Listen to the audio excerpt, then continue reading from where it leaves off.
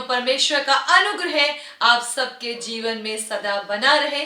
और आज हम परमेश्वर के सामर्थी वचन से देखेंगे गिनतियों की पुस्तक, उसका 12वां अध्याय, उसके 6 से लेके 8 पद तक। जी।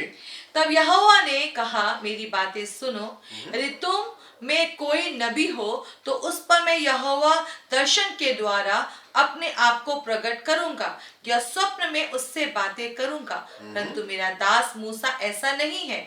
वो तो मेरे सब घरानों में विश्वास योग्य है। उससे मैं गुप्त रीति से नहीं परंतु आमने सामने और प्रत्यक्ष होकर बातें करता हूँ, और वो यहोवा का स्वरूप निहारने पाता है। इसलिए तुम मेरे दास मूसा की निंदा करते हुए क्यों नहीं डरे? जी, इसलिए तुम मेरे दास की निंदा करते हुए क्यों नहीं डरे? एक बात जो मसीह जीवन को बहुत खूबसूरत बनाती मेरे प्रियो, और वो ये है कि परमेश्वर अपने लोगों के पक्ष में बहुत स्ट्रांगली निकल के आते हैं, बहुत मजबूती से निकल के आते हैं। परमेश्वर अपने लोगों के पक्ष में खड़े होते हैं, उनकी तरफ से बोलते हैं, उनके युद्धों को लड़ते हैं, उनके लिए चीजों को खूबसूरत करते हैं। क्या एक खूबसूरत बात है मेरे प्रियो। हम यहाँ पे देखते हैं कि जबकि मूसा ने अपना पूरा जीवन जो था वो प्रभु की सेवा में उसने समर्पित कर दिया।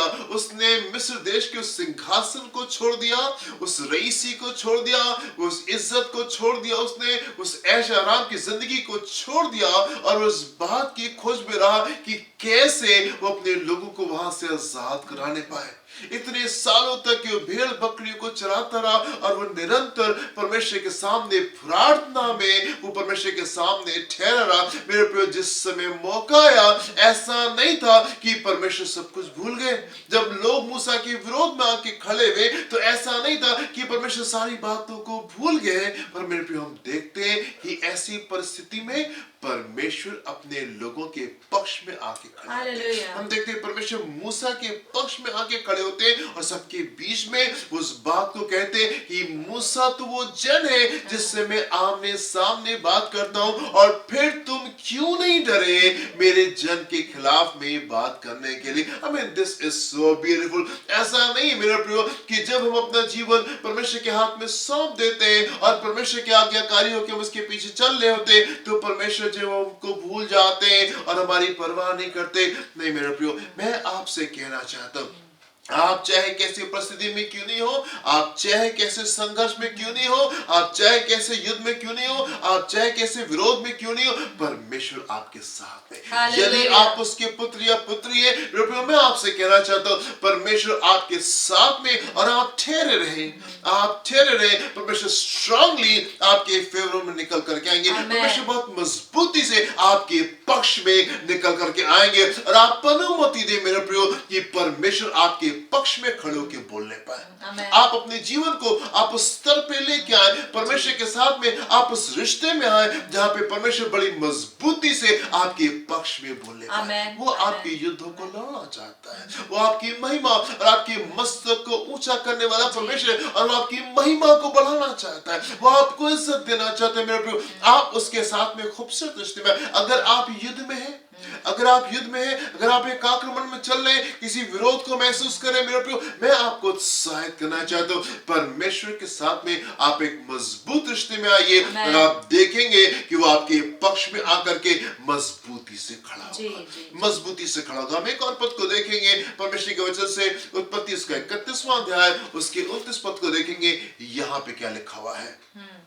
तुम लोगों की हानि करने की शक्ति मेरे हाथ में तो है। लबान जो है वो याकूब से इस बात को कह रहे हैं। याकूब जो है लबान के घर से अपनी पत्नी, अपने बच्चों को और सब कुछ को लेके चला आता है बगैर लबान को बताए। तो लबान जो है वापस आते हैं और वो याकूब को पकड़ लेते हैं, और याकूब से अब वो कुछ यूं कह रहे हैं, तुम लोगं की हानि करने की शक्ति मेरे हाथ में तो है, हाथ में तो है। पर तुम्हारे पिता के परमेश्वर ने मुझसे बीती हुई रात में कहा, सावधान रहे, याकूब से ना तो भला कहना और ना बुरा कहना। राइट, यहाँ पे लबान कह रहा है तुम्हारी हानि तो मैं पहुंचा सकता हूँ, ये मेरे पास में इतना बल है कि मैं तुमको नुकसान पहुंचा सकता हूँ, अभी तुम्हारी हानि कर सकता हूँ, पर जिस परमेश्वर की तुम आराधना करते हो, जिस परमेश्वर की तुम आराधना करते हो, उस परमेश्वर ने मुझसे आके इस बात को सपने में कहा है कि ध्यान देना, तुम याकूब से ना तो कुछ भला कहोगे ना बुरा। और ना कुछ बुरा कहोगे। परमेश्वर अपने लोगों के पक्ष में आके खड़े होते हैं। आमेन। परमेश्वर अपने लोगों के पक्ष में आके खड़े होते हैं। मेरे प्रिय, मैं आपसे कहना चाहता हूँ, आप निराश मत हो, आप दुख में मत जाएं, आप आंसू में मत जाएं, आप मत सोचें कि आप अकेले हैं। परमेश्वर आपके युद्ध में हालेलुया। आपके साथ में, आमेन। वो एक एक शब्द को सुन रहा है। जो कुछ मरियम और जो कुछ हारून जो थे वो मूसा के खिलाफ में कह रहे थे, परमेश्वर बातों को सुन रहे थे, एक एक शब्द को वो सुन रहा था। जो कुछ भी लाबान प्लान कर रहा था, परमेश्वर बातों को सुन रहा था। जो भी उसने योजना बनाई थी लाबान ने, परमेश्वर उस बातों को सुन रहे थे और परमेश्वर बातों से वाकिफ थे। और परमेश्वर अपने लोगों के पक्ष में आकर के खड़े हुए और इस बात के हालेलुया। ध्यान को देखा, ध्यान से देखा कि उसके लोगों की हानि कहीं से ना होने ना पाए, होने पाए। उसके लोगों की हानि कहीं से नहीं होने पाए। मेरे प्रिय, मैं आपको इनकरेज करना चाहता हूँ, अगर आप युद्ध में, आप परमेश्वर के साथ में खूबसूरत रिश्ते में आ जाइए। आप परमेश्वर के साथ में एक खूबसूरत रिश्ते में आ जाइए। आप उससे दूर मत भागे, आप उसकी आलोचना मत करें, आप उसके साथ में एक अच्छे रिश्ते में आ जाए, ताकि वो आपके पक्ष में आके जी। खड़ा हो और ये दिखने पाए कि परमेश्वर आपकी तरफ है, आमेन। और ये दिखने पाए कि परमेश्वर आपकी तरफ है। परमेश्वर के वचन में एक जन के बारे में बयान है, उसका नाम यूसुफ है, और ये दिखने पाया कि परमेश्वर यूसुफ के साथ में थे। अब यूसुफ को बेच दिया गया, वो गुलामी में चला गया। वो जो अपने पिता का प्रिय बेटा था, वो जिससे उसका पिता सबसे ज्यादा प्यार करता था, आज वो गुलामी में है, आज वो गुलामी में। और जबकि वो गुलामी में है तो वो परमेश्वर से नाराज नहीं है, परमेश्वर से अपने सारे संबंध को तोड़ करके वो दूर नहीं चला गया। हम देखते मेरे प्रिय, वहां पे दिखने पाया, वहां पे दिखने पाया, पोतीफर के घर में ये दिखने पाया कि परमेश्वर जो है वो यूसुफ के साथ में दिखने पाए। यूसुफ ने अपने रिश्ते को परमेश्वर के साथ में और मजबूत किया।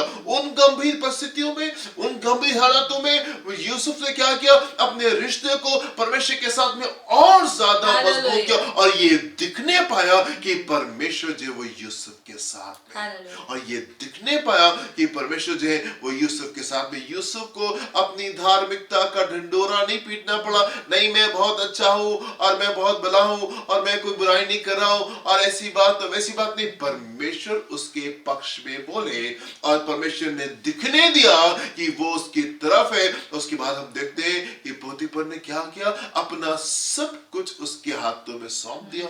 सारे नौकरों के ऊपर, अपनी सारी संपत्ति के ऊपर उसने यूसुफ को वहां पे प्रधान ठहरा दिया, और सिर्फ अपने खाने पीने से वो संबंध रखता था, बाकी सारी चीजें यूसुफ के हाथ में थी। जब ये दिखने पाए, मेरे प्रिय, मैं आपसे कहना चाहता हूँ, आपको अपनी सच्चाई का ढिंडोरा नहीं पीटना पड़ेगा। आपको खड़े होकर के ये नहीं कहना पड़ेगा, नहीं मैं सही हूँ, मैं सही हूँ, मेरी सुनो, मैं सही हूँ, मैं सही हूँ, और वो गलत है और वो गलत है। आपको ये करने की आवश्यकता नहीं पड़ेगी मेरे प्रिय। आप परमेश्वर के साथ में एक अच्छे रिश्ते में आ जाइए। अगर आप एक युद्ध में हैं, अगर आप एक आक्रमण में हैं, अगर कुछ लोग हैं जो आपका विरोध करें, अगर कुछ लोग हैं जो कि आपके विरोध में उल्टी सीधी बातें गढ़ रहे, उल्टे सीधे योजना को बना रहे, कुछ अलग अलग प्लान्स को बना रहे, कुछ षड्यंत्र को आपके खिलाफ में बना रहे, मैं आपको इनकरेज करना चाहता हूं मेरे प्रियो, आप उनको देख के मत घबराएं, आप अपने परमेश्वर को देख के आप उत्साहित हो पाए, और इस फैक्ट को, इस सत्य को अपने जीवन में आप बसा ले कि परमेश्वर अपने लोगों के